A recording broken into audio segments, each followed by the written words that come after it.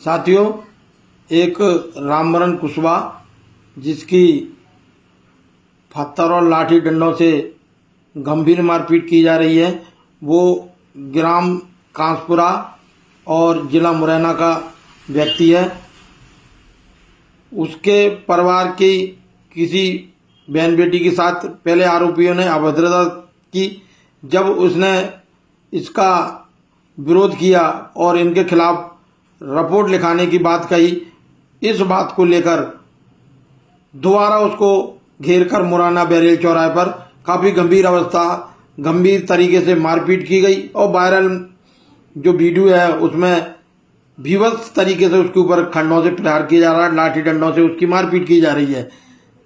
उसके बाद में जब हम जिला मुरैना पहुंचे और जो जिला अस्पताल है वहां पर पहुंचे, तो जब उसको देखा तो वो काफ़ी गंभीर, उसके शरीर में, पूरे शरीर में चोटें थी।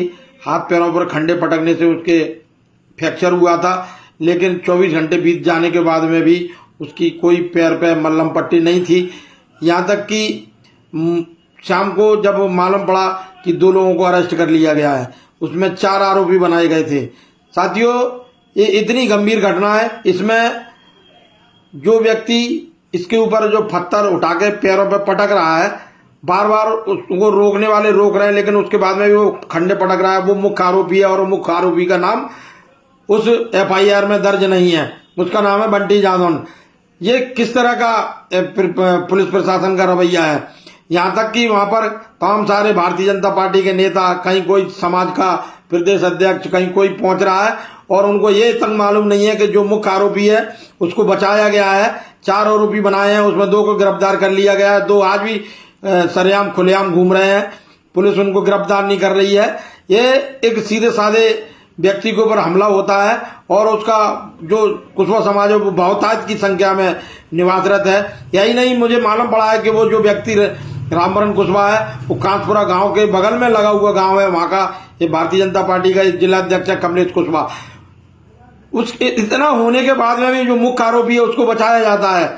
साथियों, उसके बाद में कई नेता आए उसके बीच में, और जब हमने वहां पर पंचायत लगी थी 400-500 लोगों की, कांसपुरा में हम पहुंचे और हमने कहा कि इसको ज्ञापन दिया जाए, पुलिस और प्रशासन पर दबाव बनाया जाए कि हमारे आदमी की बहुत गंभीर तरीके से मारपीट की गई है, आरोपियों पर इनाम रखकर उनको शीघ्र गिरफ्तार किया जाए, उनका जुलूस निकाला जाए।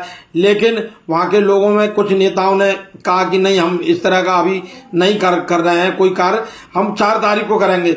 4 तारीख यानी आज से 4 दिन बाद आप घटना को आज हुई है, उसके साथ में गंभीर मारपीट आज हुई है। आरोपी सरेआम घूम रहे हैं, मुख्य आरोपियों का FIR में नाम नहीं है।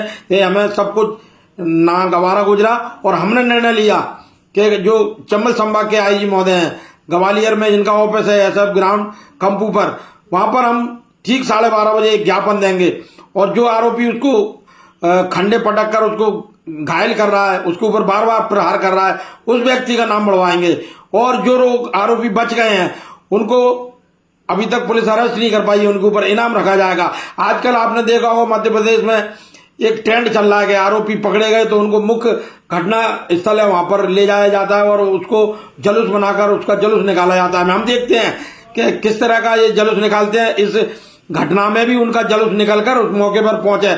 इस तरह की हम IG साहब से कल मांग करेंगे। मैं सभी साथियों से कह देना चाहता हूं कि मेरे ग्वालियर के साथियों, आप लोग ज्यादा से ज्यादा एकत्रित हो। इस गरीब को न्याय आप लोगों के माध्यम से ही मिल सकता है। जो आरोपी बच गए उनको FIR में नाम बढ़ेगा और जो लोग सरेआम खुलेआम घूम रहे हैं उनके ऊपर शीघ्र इनाम रखवाकर उनको भी अरेस्ट किया जाएगा।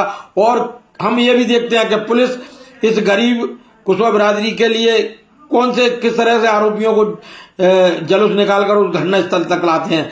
तो कल 1 जुलाई को ठीक 12:30 बजे IG ऑफिस कंपू के पास में आप लोग एकत्रित हों और शीघ्र कुशवाहा समाज और फुले आर्मी के माध्यम से हम जो ज्ञापन देंगे उसमें हजारों की संख्या में शामिल होकर IG साहब को इस पूरे घटनाक्रम की जानकारी देकर उसको न्याय दिलाने का काम करेंगे।